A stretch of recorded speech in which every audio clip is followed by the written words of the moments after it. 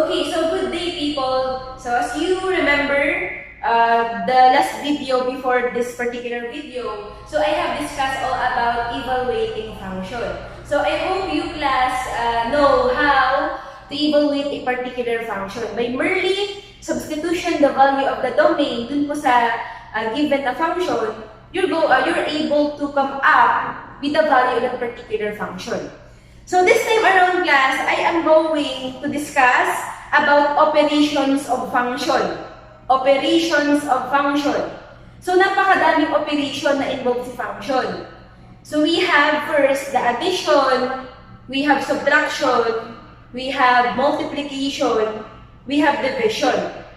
But take note, kapag class pinag-uusapan po natin si function, meron po tayong special operation na ginagamit. And maybe yung iba, familiar na po sa operation na to, and maybe yung iba naman, bago tong operation na to sa inyo. So we have this special operation, the fifth operation, we have composition of function. So again, class, we have addition, we have subtraction, multiplication, division, and we also have the last one, composition of function. So for you to be guided, iisa-isahin po natin sila. Of course, uunahin din yung pinakamadali, di ba? Let's have first the addition and subtraction. Yeah, so, upon considering a particular operation of function, we are being guided by a certain notation. So, meaning to say, yung notation na yun, kumbaga siya po yung formula for us to be able to compute or to obtain yung sum, yung difference, yung product, or yung quotient po na meron po yung particular na function. And take note class, having a particular notation or formula as your guide upon computing a particular operation of function, makinig po ha, there are two functions involved. Notation, sa notation po natin, there are two functions involved. We have the f of x and we also have the g of x. And along with each function po, makinig po along with each function, it composes a polynomial. So, during your junior high school days class, di ba, when we say polynomial po, it has a numerical coefficient, di ba, and it also has a variable. So, ano po yung example montage na meron po si polynomial? So let us consider 2x. So 2x is an example of polynomial. Si 2, ang tawag po sa kanya is numerical coefficient. Habang si x, di ba, we all know naman, ang tawag po sa kanya is variable. So 2x class, as an example of polynomial, ayan po, ma-fall po siya under monomial. Bakit po Mantash si 2x is an example of monomial? Kasi po, it involves single term. 2x is monomial kasi po, it involves single term. Let's have another one. We have 2x plus 1. So, 2x plus 1 is an example of polynomial. Ngayon, kung ito pong nauna, ang tawag po sa kanya monomial, ito pong ikalawa, di ba? As you remember, ang tawag po dito is binomial. Bakit po siya Mantash binomial? Kasi po, it involves two terms. We have 2x and we also have 1. Dalawa, kaya nga po siya bi.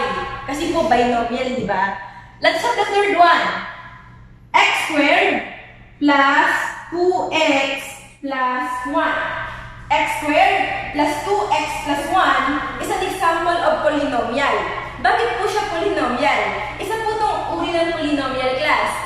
At ang tawag po dito is trinomial. Bakit po siya trinomial? Kasi po, it involves three terms.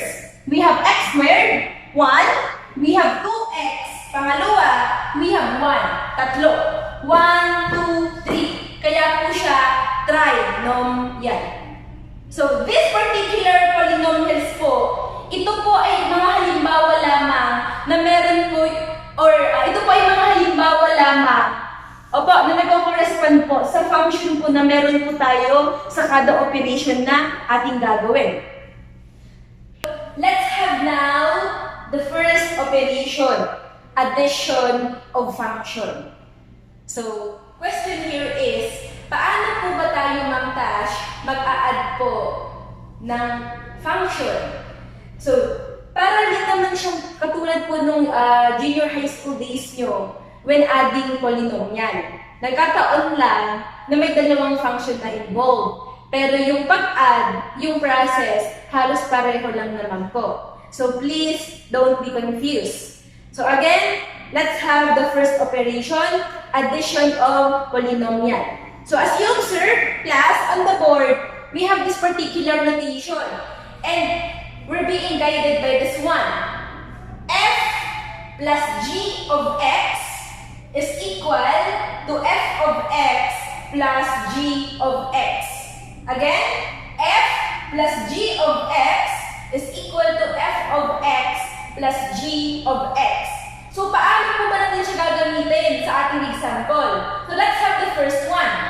Let's say, our example number 1, our value for f of x is no other than 5x minus 20.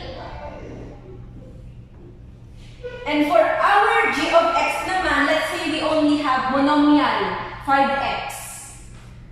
So, applying the notation,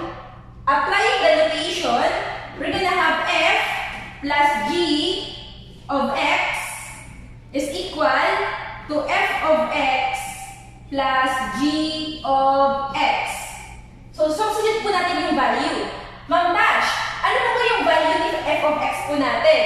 Diba, as you observe, we have 5x minus 20. So, we're gonna have here 5x minus 20.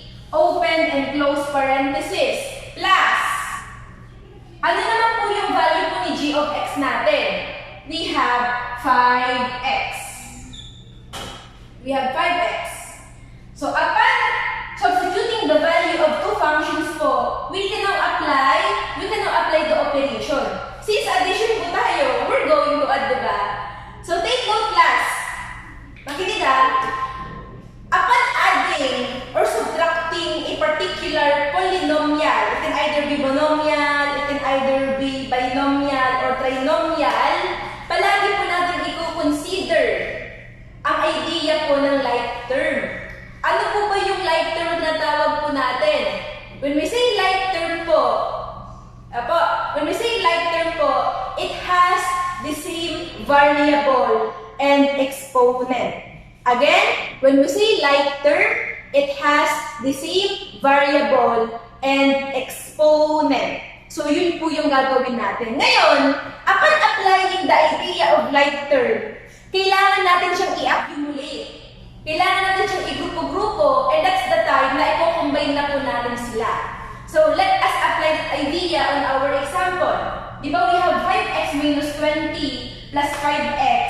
As you observe, pag tinanggal natin yung parenthesis, we're gonna have 5x minus 20 plus 5x. So, as you observe on this area, di ba?